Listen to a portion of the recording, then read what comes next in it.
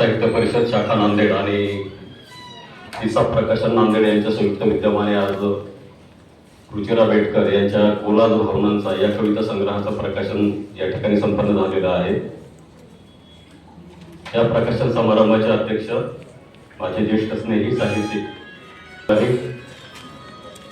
आमच्या ज्येष्ठ भगिनी कवयित्री डॉक्टर वैशालीताई किनाळकर,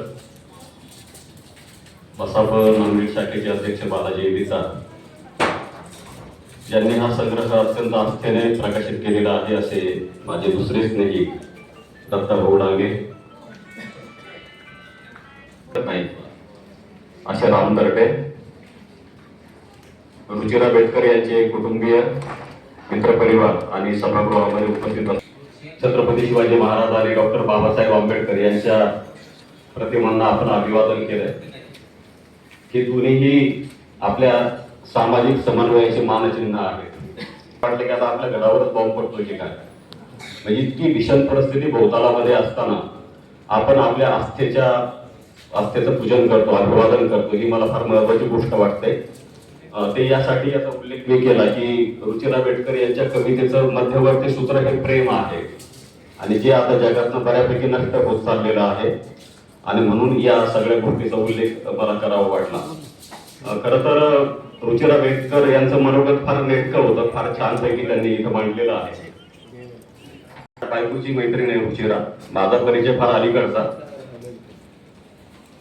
आणि कुणालाही म्हणजे आपण काही लिहिलं, आपल्या क्रिएटिव्हिटी लोकांपर्यंत जर जात असेल तर त्या गोष्टीचा खूप आनंद आपल्याला होतो आणि रुचिराचाही आनंद तो तिच्या चेहऱ्यावर आपल्याला दिसत होता।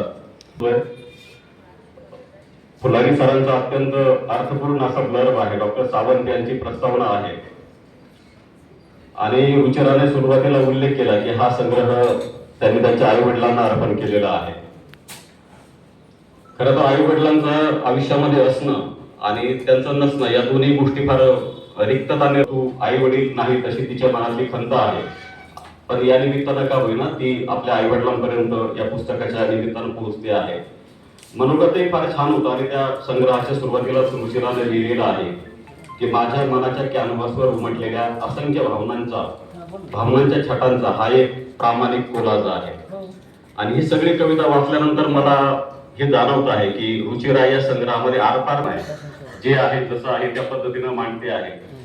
आणि मग हे आता भाऊने सांगितलं, रुचिराने सांगितलेलं आहे की वेगवेगळे तुकडे आपण जमा करतो आणि त्याला काहीतरी एक चांगला संग्रह तुमच्या समोर येतो आहे।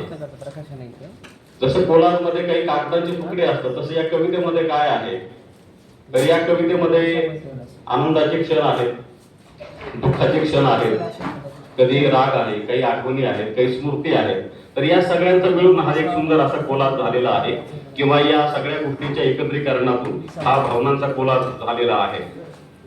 हा कोलाज समंजस जितका आहे तितकाच तो गुंतागुंतीचाही आहे।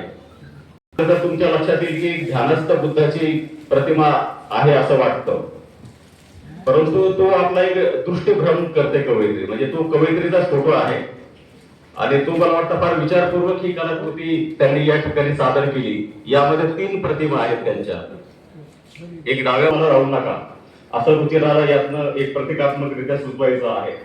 महत्वाची गोष्ट अशी की ही कविता आशयापेक्षा अभिव्यक्तीचं सौंदर्य अधिक मानणारी ही कवयित्री आहे, त्यामुळे ती फार काही सामाजिक राजकीय बोलण्याच्या भानगडीत पडत नाही।